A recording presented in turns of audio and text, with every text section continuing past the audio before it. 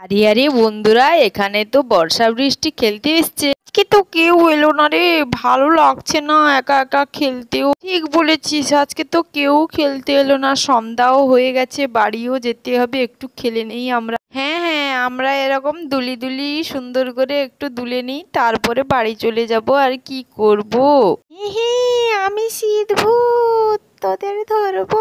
আমি লুকিয়ে আছি গাছে, যে লুকিয়ে আছি তোরা তো কেউ দেখতে পাচ্ছিস না।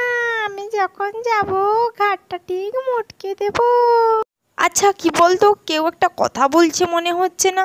মনে হচ্ছে জঙ্গলের ওই পেছন দিক থেকে একটা আওয়াজ আসছে কিরকম। কোথায় কোথায় আওয়াজ? তোর ভ্রম হয়েছে, কোথায় আওয়াজ? আমি কিছু শুনতে পাচ্ছি না, সে তা শুনতে পাচ্ছে। সন্ধ্যা হয়ে গেছে বলে এরকম মনে হয়। না রে, আমি তো শুনেছি। দেখি চারিদিকে কোথায় কি আছে না। আমাকে দেখতে পাবি না, আমি না দেখা দিলে আমার কথা শুধু শুনতে পাবি। তোর মনের ভ্রম, তুই চুপ তো, একটু চুপ করে বস। ভালো লাগছে না কিছু, তুই এমনিতে কেউ খেলতে আসেনি, মনটা খারাপ, তার উপর তোর আবার কি শুনছিস? চুপ করে বস তো।